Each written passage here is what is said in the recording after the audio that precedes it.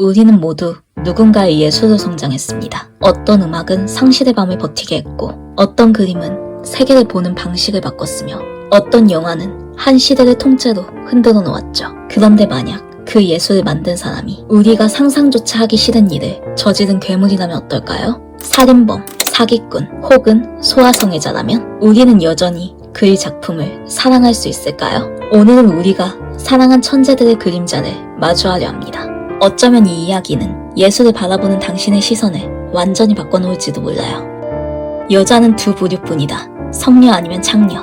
천재 화가 파블로 피카소의 말입니다. 그는 작품만큼이나 화려한 여성 편력으로 유명했는데요. 반언에서 보여지듯 그에게 여성은 복잡하고 다층적인 존재가 아니라 숭배하고 소비할 대상이었습니다. 피카소의 작품 속 여성들은 파편화된 얼굴, 기형적으로 비틀린 신체, 극단적인 표정으로 묘사되는데요. 이건 입체파와 표현주의 기법이자 미학적 실험이지만 동시에 그의 내면에 자리한 여성에 대한 불신과 소유욕의 시각적 투영이기도 했죠. 그의 그림에서 여성은 주제가 아니라 오브제로만 존재합니다. 그의 눈에 비친 여성은 동등한 동반자라기보다 창작자의 시선 안에 갇혀 변형되고 소비되는 존재였어요. 피카소의 연인들은 대부분 끝이 좋지 않았는데요. 대부분 정신적으로 붕괴했고 그중 2명은 자살로 생을 마감했습니다. 그를 떠난 연인이자 유일한 생존자 프랑스와즈 질로는 이렇게 말했습니다. 그와 함께 있으면 언젠가 나도 부서질 것을 알았다. 미국 록밴드 모던 러버스의 파블로 피카소에는 이런 가사가 나옵니다.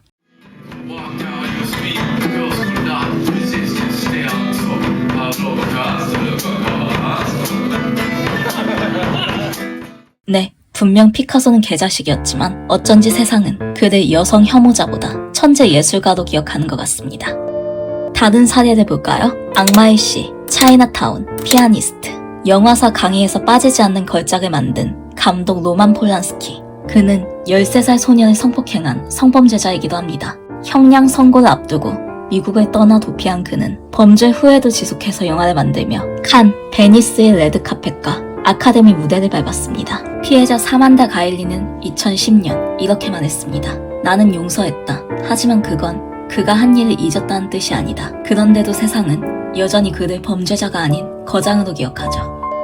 위대한 예술가의 초상 뒤에는 종종 그들의 작품만큼이나 거대한 그림자가 드리워져 있었어요. 사회의 부적응이라는 그림자요. 그런데 아이러니하게도 이 부적응이 그들 창조성의 핵심이기도 했습니다. 빈센트 반 고흐는 사회적 고립 속에서 아무도 보지 못한 색채와 불안정한 붓질을 발견했죠.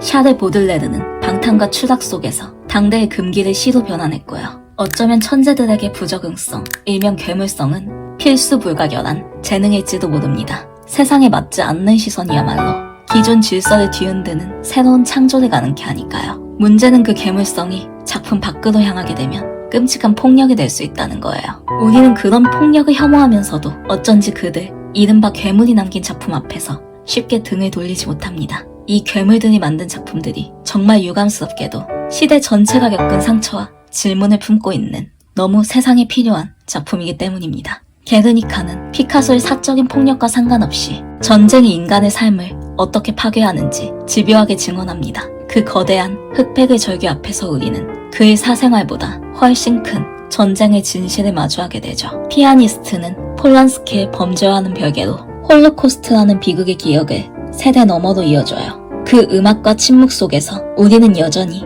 인간의 잔혹함과 생존의 의지를 목격하게 되죠. 이 말이 작품을 무조건 옹호하자는 뜻은 아니에요. 다만 창작자의 비도덕성이 그의 작품 전체를 폐기할 이유가 되진 않는다는 겁니다. 작품은 창작자의 삶을 반영하지만 창작자 그 자체이진 않아요. 그 안에는 시대가 품었던 공기와 불안, 사회가 던진 질문, 그리고 수많은 독자와 관객이 덧입힌 해석과 감정이 함께 살아있죠. 창작자의 손에 떠난 작품은 세상의 맥락 속에서 빼놓은 창작자 본인의 역량을 넘어선 전혀 다른 의미와 가치를 획득하기도 해요. 따라서 창작자를 비판하는 일과 그의 작품을 문화에서 완전히 지우는 일은 동일한 행위가 될 수 없습니다. 행동에는 책임을 묻되 그 책임을 작품 전체에 전가해서는 안 돼요. 우리는 이 둘을 혼동하지 않는 법을 배워야 합니다. 비판과 감상, 두 축이 균형을 이룰 때 우리는 비로소 예술의 빛과 그림자를 모두 바라볼 수 있어요. 예술은 때때로 우리를 구원합니다. 하지만 그 구원을 이유로 창작자의 잘못을 면죄부를 주는 순간 우리는 예술을 사랑하는 것이 아니라 숭배하는 것이 됩니다. 위대한 작품은 필연적으로 창작자의 그림자를 품게 되어 빛과 그림자를 모두 품은 작품에서 빛만 보면 그림자가 사라지고 그림자만 보면 빛은 의미를 잃게 되죠. 그러니 우리는 단순한 감상자가 아니라 동시대의 시민으로서 빛과 그림자를 함께 기록하고 이야기해야 해요.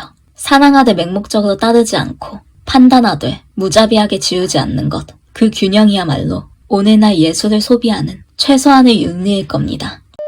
이번 영상은 여기까지입니다. 도움이 되셨다면 구독과 좋아요, 그리고 당신의 생각을 댓글로 남겨주세요. 지금까지 펄프팩트였습니다. 이 영상은 클레어 데더러의 괴물들에서 영감을 받았습니다.